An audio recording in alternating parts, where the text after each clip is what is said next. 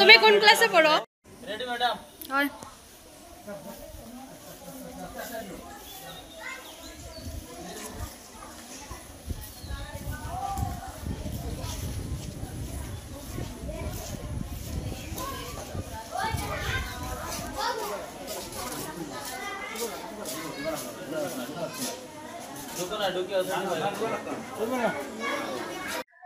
আমার স্কুলে গত 4 তারিখ থেকে আমার স্কুলের যে হেডমাস্টার তাই অনুপস্থিত।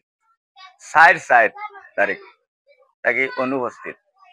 তানে কোনো খোঁজাখুঁজি করিয়া কোনো খোঁজ খবর তান পাওয়া যান না। আমি বহুত ফোন করছি, অন্তত 100 ফোনের সময় তো নাই। ফোন ঢুকে কিন্তু তাই রিসিভ করেন না ফোনটা। এখন পর্যন্ত তানে আমরা পাইছি না। এবং আমার স্কুলের যে পড়া যেটা, এই পড়াটা যে 2 জন টিচার বর্তমানে আছেন, এই 2 জন টিচারের মনে করো পড়ানিটা সম্ভব না। আমার স্কুলের যে হেডমাস্টার টিকলু দাস, অন্য প্রাইভেট স্কুলের কিছু সংখ্যক ছাত্ররে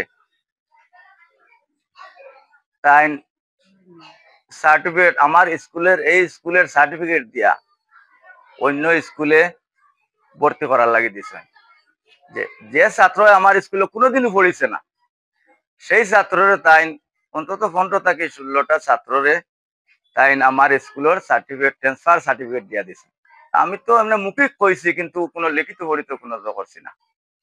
এটার আধিকারিকের কাছে আমার হইল ও অনুরোধ যে এই মনে করো বিচারটা আমি চাই যে আমার স্কুলে যে ছাত্রটা আসিল না, না থাকার কারণে এরা সার্টিফিকেটটা পায় কিরকম, বা কিরকম এই সার্টিফিকেটটা আমার হেডমাস্টারে দিলা। বর্তমানে আমরা যে ছাত্র 5 থেকে পাস করিয়া এমই স্কুলে গেছে, এবং এই থেকে 5 জন ছাত্র এখন পর্যন্ত কোনো স্কুলে ভর্তি হইতে পারছে না। তার কোনো পেন নম্বর নাই। যে সার্টিফিকেটটা তাই দিছে এই সার্টিফিকেটে তার কোনো পেন নম্বর নাই। পেন নম্বর না থাকার কারণে এখন পর্যন্ত কোনো স্কুলে তারা ভর্তি হইতে পারছে না। এরা মনে করো যে আজ গার্জেন থেকে বারবার আবদার করে, কিন্তু আমি যে এই হেডমাস্টারের কোনো লোকেশন পাইছি না বা এর লগে কোনো যোগাযোগ করতে পারছি না। আমি